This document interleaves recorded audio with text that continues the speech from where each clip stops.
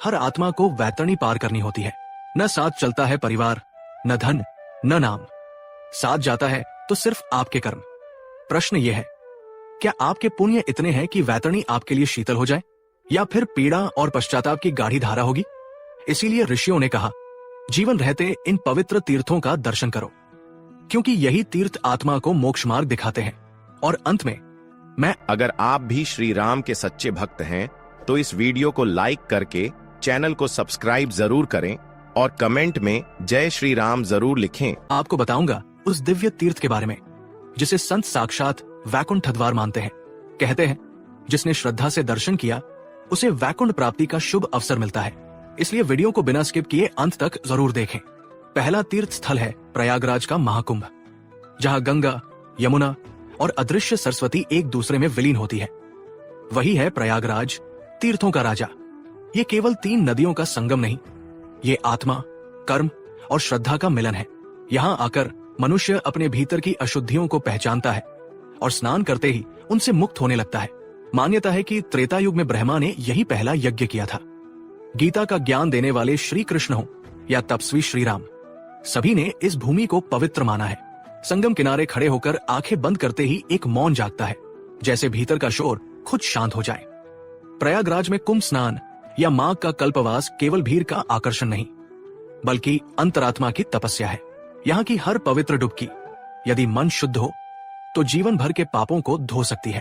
जो मनुष्य यहाँ आकर गंगा स्नान करता है, पिंडदान करता है, वो केवल पितरों का ऋण ही नहीं चुकाता, बल्कि अपने जीवन को भी एक नई दिशा देता है। यही प्रयागराज की आत्मिक शक्ति है, शांति, शुद्धि और मोक्ष की पहली सीढ़ी। दूसरा तीर्थ स्थल है काशी, जहां मृत्यु नहीं, मोक्ष मिलता है। काशी सिर्फ एक नगर नहीं, वो शिव की बसाई हुई नगरी है, जहां मृत्यु एक अंत नहीं, एक आरंभ है। गंगा के तट पर बसी इस नगरी में आते ही ऐसा लगता है जैसे समय ठहर गया हो और आत्मा स्वयं से प्रश्न करने लगी हो। मणिकर्णिका घाट की अग्नि कभी बुझती नहीं। यहाँ हर चिता, हर राख एक कहानी कहती है कि जीवन क्षण भंगुर है, परंतु मोक्ष शाश्वत है। कहते हैं, जो काशी में मृत्यु को प्राप्त करता है उसे शिव स्वयं तारक मंत्र देते हैं और वो आत्मा बंधनों से मुक्त हो जाती है। विश्वनाथ मंदिर की घंटियों में केवल ध्वनि नहीं, ब्रह्मा की पुकार गूंजती है। हर मोड़, हर गलियों से भक्ति टपकती है। यहाँ एक क्षण का ध्यान भी भीतर एक नया प्रकाश जगा सकता है। जो भी मनुष्य जीवन में एक बार काशी आता है वो मृत्यु से डरना छोड़ देता है, क्योंकि यहाँ आकर वो समझता है कि मोक्ष कोई कल्पना नहीं, वो यथार्थ है। काशी में दर्शन नहीं होते, आत्मा जागती है। अगर आपको वीडियो पसंद आ रही है तो इसे लाइक करके मेरे चैनल सब्सक्राइब करिए। आपके सब्सक्राइब करने से आपका कुछ नहीं जाएगा, लेकिन मुझे बहुत प्रेरणा मिलेगी, ताकि मैं इसी तरह सनातन धर्म का प्रचार करता रहूं और आपको ज्ञानवर्धक वीडियो पहुंचाता रहूं। तीसरा तीर्थ स्थान है द्वारका, श्री कृष्ण की नगरी। गुजरात के पश्चिमी छोर पर स्थित द्वारका केवल एक नगर नहीं, ये श्री कृष्ण की लीला भूमि है। कहते हैं, द्वारका के दर्शन करने मात्र से जन्मों के पाप नष्ट हो जाते हैं। द्वारकाधीश मंदिर के शिखर को देखते ही हृदय में एक अद्भुत श्रद्धा का संचार होता है। यहाँ की हवाओं में भी कृष्ण नाम का स्पर्श है।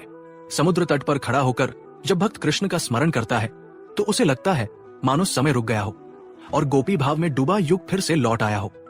द्वारका के दर्शन से मनुष्य केवल दर्शन नहीं करता, वो प्रेम और भक्ति के महासागर में उतर जाता है। चौथा तीर्थ स्थान है जगन्नाथपुरी, जहां भगवान स्वयं भक्तों तक पहुंचते हैं। ओडिशा के समुद्र तट पर बसा जगन्नाथ पुरी केवल एक मंदिर नहीं, भक्ति का ज्वार है। यहाँ भगवान विष्णु जगन्नाथ अर्थात संसार के स्वामी रूप में विराजते हैं। उनके विशाल नेत्र और सरल रूप ये संदेश देते हैं कि ईश्वर किसी सीमा में बंधे नहीं, वे सबके हैं। पुरी का वातावरण अद्भुत है।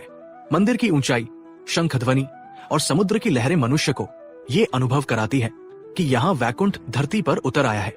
रथ यात्रा का दर्शन जीवन में एक बार अवश्य करना चाहिए, क्योंकि ये केवल उत्सव नहीं, ये संदेश है कि भगवान स्वयं भक्तों के पास आते हैं। पुरी का महाप्रसाद ईश्वर की कृपा का प्रतीक है। मान्यता है कि जो श्रद्धा से यहाँ दर्शन और सेवा करता है उसके पाप नष्ट हो जाते हैं और आत्मा वैकुंठ मार्ग की ओर अग्रसर हो जाती है। जगन्नाथपुरी हमें सिखाता है कि भक्ति का अर्थ है समर्पण और प्रेम। पांचवा तीर्थ स्थान है रामेश्वरम।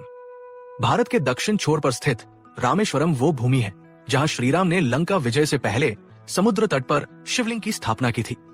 ये स्थान हमें सिखाता है कि भक्ति में कोई भेद नहीं, शिव और विष्णु दोनों एक ही परम सत्य के स्वरूप है।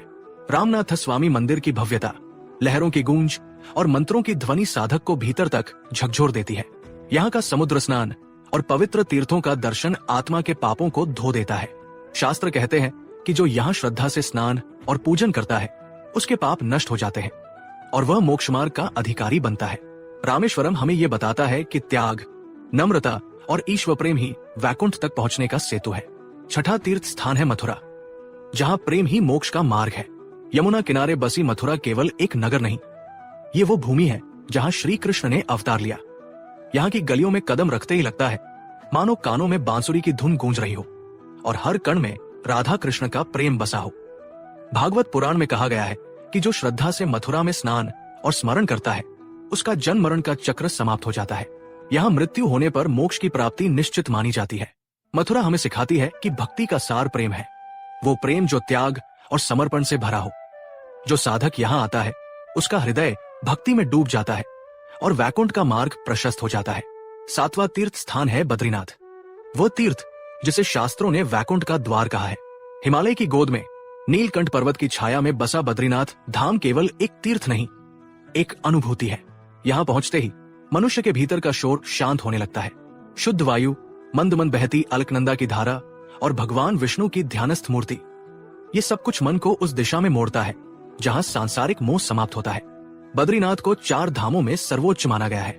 मान्यता है कि स्वयं नारायण यहाँ तपस्या करते हैं और वही तप ऊर्जा बनकर हर श्रद्धालु के हृदय में प्रवेश करती है। स्कंद पुराण और विष्णु